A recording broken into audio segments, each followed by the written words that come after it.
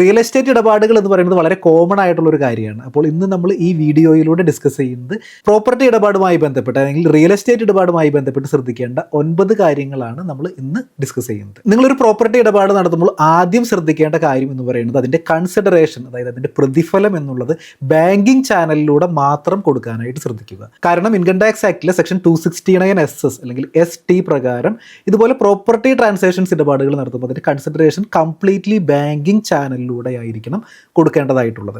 അത് അല്ല എന്നുണ്ടെങ്കിൽ അതിൽ ഈക്വൽ എമൗണ്ട് ആണ് പെനാൽറ്റി വരുന്നത്. അതായത് നിങ്ങൾ 20 ലക്ഷമാണ് നിങ്ങളുടെ കൺസിഡറേഷൻ എമൗണ്ട്, നിങ്ങളത് ക്യാഷ് ആയിട്ടാണ് കൊടുത്തിരിക്കുന്നതെങ്കിൽ അതിൻ്റെ 20 ലക്ഷം രൂപ തന്നെ നിങ്ങൾക്ക് പെനാൽറ്റി വരാനായിട്ട് സാധ്യതയുണ്ട്. അപ്പോൾ ഈ ഒരു കാര്യം പ്രത്യേകം ശ്രദ്ധിക്കുക. പ്രോപ്പർട്ടി ഇടപാടുമായി ബന്ധപ്പെട്ട് അടുത്ത ഒരു കാര്യം ശ്രദ്ധിക്കാനുള്ളത്, എത്രയാണോ കൺസിഡറേഷൻ എമൗണ്ട് ആ ഒരു എമൗണ്ട് തന്നെ നിങ്ങളുടെ സ്റ്റാമ്പ് വാല്യൂ ആയിട്ട് കാണിക്കാനായിട്ട് ശ്രദ്ധിക്കുക.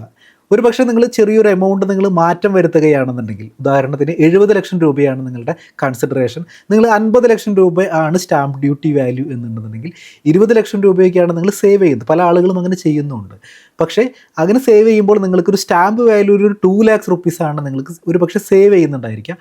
എന്നിരുന്നാൽ പോലും നിങ്ങളുടെ ഒരു ഇൻകം ടാക്സിൻ്റെ ആംഗിളിൽ നിങ്ങൾ ആ പ്രോപ്പർട്ടി വിൽക്കുന്ന സമയത്ത് നിങ്ങൾക്ക് ഒരുപാട് നഷ്ടം വരാനായിട്ട് സാധ്യതയുണ്ട്. കാരണം ഇവിടെ നിങ്ങൾ 2 ലക്ഷം നിങ്ങൾ സേവ് ചെയ്യുകയാണെന്നുണ്ടെങ്കിൽ നേരെ തിരിച്ച് അത് സെയിൽ ചെയ്യുന്ന സമയത്ത് ചിലപ്പോൾ നിങ്ങൾക്ക് 10-20 ലക്ഷം രൂപ ചിലപ്പോൾ നിങ്ങൾക്ക് നഷ്ടപ്പെടാനായിട്ട് സാധ്യതയുണ്ട്. അപ്പോൾ ആ ഒരു കാര്യം പ്രത്യേകം ശ്രദ്ധിക്കുക. മാത്രമല്ല ഇത് നിങ്ങളുടെ ഒരു ലീഗാലിറ്റി എന്നുള്ളൊരു കാര്യം കൂടിയുണ്ട്. അപ്പോൾ നമ്മൾ ലീഗലായിട്ടുള്ള കാര്യങ്ങൾ ചെയ്യുക, മറ്റേത് നിങ്ങൾ ചെയ്യുന്നത് ഒരു ഇല്ലീഗലായിട്ടുള്ളൊരു കാര്യമാണ്. നിങ്ങളുടെ പ്രോപ്പർട്ടി ഇടപാടുകളിൽ കൺസിഡറേഷൻ എമൗണ്ട് എന്ന് പറയുന്നത് 50 ലക്ഷം രൂപയിൽ കൂടുതലാണെന്നുണ്ടെങ്കിൽ അവിടെ 1% TDS അപ്ലിക്കബിൾ ആണ്. ഉദാഹരണത്തിന് നിങ്ങളൊരു പ്രോപ്പർട്ടി വാങ്ങിക്കുകയാണ്, 70 ലക്ഷം രൂപയാണ് അതിൻ്റെ കൺസിഡറേഷൻ വരുന്നത്. അങ്ങനെയാണെന്നുണ്ടെങ്കിൽ അവിടെ 1% TDS കഴിച്ചിട്ട്, അതായത് 70,000 രൂപ കഴിച്ച് 69,30,000 രൂപ മാത്രമാണ് നിങ്ങൾക്ക് സെല്ലർക്ക് നിങ്ങൾക്ക് കൊടുക്കേണ്ടതായിട്ടുള്ളത്.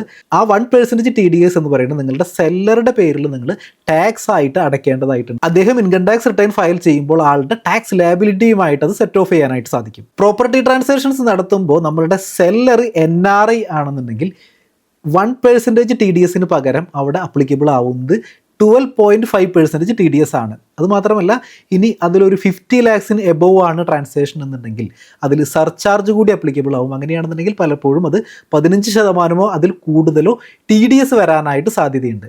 അപ്പോൾ നിങ്ങൾ ബയ്യർ ആണെന്നുണ്ടെങ്കിൽ നിങ്ങൾ പ്രത്യേകം ശ്രദ്ധിക്കേണ്ട കാര്യം, ഇവിടെ TDS പിടിച്ചതിന് ശേഷം മാത്രം ആ ഒരു പേയ്മെൻറ്റ് റിലീസ് ചെയ്യാനായിട്ട് ശ്രദ്ധിക്കുക.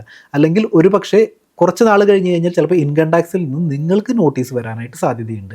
അതായത് നിങ്ങൾ 1 കോടി രൂപയുടെ ഒരു ട്രാൻസാക്ഷൻ നടന്നു, നിങ്ങളതിൽ ഏകദേശം 17 ലക്ഷം രൂപയാണ് നിങ്ങളതിൽ TDS പിടിക്കേണ്ടിയിരുന്നത്. പക്ഷേ നിങ്ങൾ TDS പിടിച്ചിട്ടില്ല, അതുകൊണ്ട് നിങ്ങൾ 17 ലക്ഷം രൂപ അടയ്ക്കണം എന്ന് കാണിച്ചുകൊണ്ട് ഒരു പക്ഷേ നിങ്ങൾക്ക് നോട്ടീസ് വരാനായിട്ട് സാധ്യതയുണ്ട്.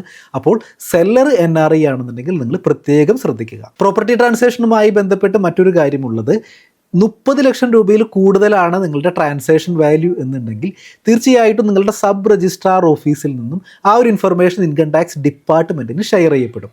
അപ്പോൾ നിങ്ങൾ എത്ര രൂപയ്ക്കാണ് ഈ ട്രാൻസാക്ഷൻ നടത്തിയത്, ബയ്യർ ആരാണ്, സെല്ലർ ആരാണ്, ഇങ്ങനെയുള്ള എല്ലാ കാര്യങ്ങളും ഇൻകം ടാക്സ് ഡിപ്പാർട്ട്മെൻറ്റിന് അറിയാവുന്നതാണ്. അപ്പോൾ ഇതുപോലെയുള്ള ട്രാൻസാക്ഷൻസ് നടത്തിയതിന് ശേഷം നിങ്ങൾ ഇൻകം ടാക്സ് റിട്ടേൺ ഫയൽ ചെയ്യുന്നില്ലെങ്കിൽ തീർച്ചയായിട്ടും നിങ്ങൾക്കൊരു നോട്ടീസ് വരാനായിട്ടുള്ള സാധ്യതയുണ്ട്. അപ്പോൾ ഒരു 30 lakhs എബോവ് ഉള്ള ട്രാൻസാക്ഷൻ ആണെന്നുണ്ടെങ്കിൽ നിങ്ങളതിൽ ഇൻകം ടാക്സ് റിട്ടേൺ ഫയൽ ചെയ്യാനായിട്ട് പ്രത്യേകം ശ്രദ്ധിക്കുക. അപ്പോൾ ഒരു പ്രോപ്പർട്ടി ട്രാൻസാക്ഷൻ നടത്തുകയാണെന്നുണ്ടെങ്കിൽ തീർച്ചയായിട്ടും നിങ്ങൾ ഇൻകം ടാക്സ് റിട്ടേൺ ഫയൽ ചെയ്യുക. ഇനി നിങ്ങൾ ഇൻകം ടാക്സ് റിട്ടേൺ ഫയൽ ചെയ്യുമ്പോൾ എങ്ങനെയാണ് നിങ്ങൾക്ക് ടാക്സ് ലാബിലിറ്റി വരുന്നത് എന്ന് നമുക്ക് നോക്കാം. നിങ്ങളൊരു റെസിഡൻ്റ് ആണെന്നുണ്ടെങ്കിൽ നിങ്ങൾക്ക് 2 തരത്തിലുള്ള ടാക്സ് കമ്പ്യൂട്ടേഷനിലേക്ക് പോകാം. അതിൽ ഏതാണോ നിങ്ങൾക്ക് സ്യൂട്ടബിൾ ആയിട്ടുള്ളത് ആ ഒരു ഓപ്ഷൻ നിങ്ങൾക്ക് സെലക്ട് ചെയ്യാം. അതായത് ഒന്നുകിൽ നിങ്ങൾക്ക് ഒരു ഇൻഡെക്സേഷൻ മെത്തേഡിൽ കൂടെ പോയിട്ട് അതിനുശേഷം നിങ്ങൾക്ക് വരുന്ന ക്യാപിറ്റൽ ഗെയിനിൻ്റെ 20% നിങ്ങൾക്ക് ടാക്സ് ലാബിലിറ്റി ആയിട്ട് അടയ്ക്കാം.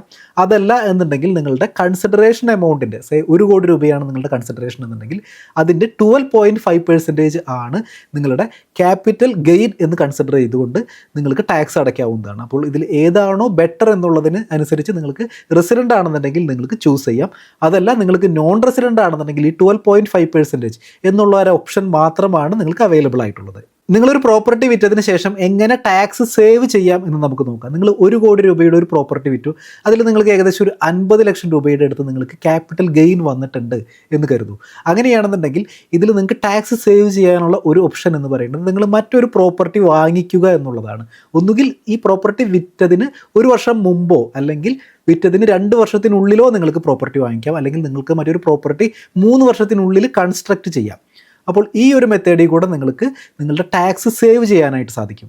നിങ്ങൾ പ്രോപ്പർട്ടി വിറ്റതിന് ശേഷം വരുന്ന ടാക്സ് ലയബിലിറ്റി സേവ് ചെയ്യാനുള്ള മറ്റൊരു ഓപ്ഷൻ എന്ന് പറയുന്നത് ബോണ്ടുകളിൽ ഇൻവെസ്റ്റ് ചെയ്യുക എന്നുള്ളതാണ്. അപ്പോൾ ഗവൺമെൻറ് നിഷ്കർഷിച്ചിട്ടുള്ള ബോണ്ടുകളിൽ നിങ്ങൾ ഇൻവെസ്റ്റ് ചെയ്യുകയാണെന്നുണ്ടെങ്കിൽ അത്രയും എമൗണ്ട് നിങ്ങൾക്ക് ക്യാപിറ്റൽ ഗെയിൻ നിങ്ങൾക്ക് സേവ് ചെയ്യാനായിട്ട് പറ്റും. ഉദാഹരണത്തിന് 50 ലക്ഷം രൂപയാണ് നിങ്ങളുടെ ക്യാപിറ്റൽ ഗെയിൻ എന്നുണ്ടെങ്കിൽ 50 ലക്ഷം രൂപ നിങ്ങൾക്ക് ബോണ്ടിൽ നിക്ഷേപിക്കുകയാണെന്നുണ്ടെങ്കിൽ അത് നിങ്ങൾക്ക് ക്യാപിറ്റൽ ഗെയിൻ ആയിട്ട് കൺസിഡർ ചെയ്യില്ല, അത് എക്സംപ്റ്റഡ് ആയിട്ട് കൺസിഡർ ചെയ്യും. അപ്പോൾ അവിടെ നിങ്ങൾക്ക് ഇങ്ങനെ ടാക്സ് സേവ് ചെയ്യാനായിട്ട് സാധിക്കും. ഒരു ഫിനാൻഷ്യൽ ഇയറിൽ പരമാവധി ബോണ്ടുകളിൽ നിക്ഷേപിക്കാവുന്ന തുക എന്ന് പറയുന്നത് 50 ലക്ഷം രൂപ മാത്രമാണ്. നിങ്ങളൊരു NRI ആണെന്നുണ്ടെങ്കിൽ ഇമ്മൂവബിൾ പ്രോപ്പർട്ടിയുമായി ബന്ധപ്പെട്ട് ഒരു പ്രത്യേകമായിട്ട് ശ്രദ്ധിക്കേണ്ട കാര്യം എന്ന് പറയുന്നത് NRIസിന് അഗ്രികൾച്ചറൽ ലാൻഡ് അല്ലെങ്കിൽ പ്ലാന്റേഷൻസ് ഇങ്ങനെയുള്ള പ്രോപ്പർട്ടികളൊന്നും വാങ്ങിക്കാനായിട്ട് നിയന്ത്രണങ്ങളുണ്ട്. അതായത് RBIയുടെയോ അല്ലെങ്കിൽ ഗവൺമെൻറ്റിൻ്റെയോ പ്രയർ പെർമിഷനോട് കൂടി മാത്രമാണ് ഇതുപോലെയുള്ള ട്രാൻസാക്ഷൻസ് നടത്താനായിട്ട് സാധിക്കുകയുള്ളൂ. ഈ ഒരു നിയമം നിങ്ങൾ വയലേറ്റ് ചെയ്യുകയാണെന്നുണ്ടെങ്കിൽ അതിൻ്റെ പെനാൽറ്റി എന്ന് പറയുന്നത് ഈക്വൽ എമൗണ്ട് പെനാൽറ്റിയാണ്. അതായത് നിങ്ങൾ 50 ലക്ഷം രൂപയുടെ ഒരു അഗ്രികൾച്ചർ ലാൻഡാണ് വാങ്ങിക്കുന്നതെങ്കിൽ വിത്തൗട്ട് പ്രയർ പെർമിഷനാണ് വാങ്ങിക്കുന്നതെങ്കിൽ 50 ലക്ഷം രൂപ വരെ നിങ്ങൾക്ക് പെനാൽറ്റി കിട്ടാനായിട്ട് സാധ്യതയുണ്ട്.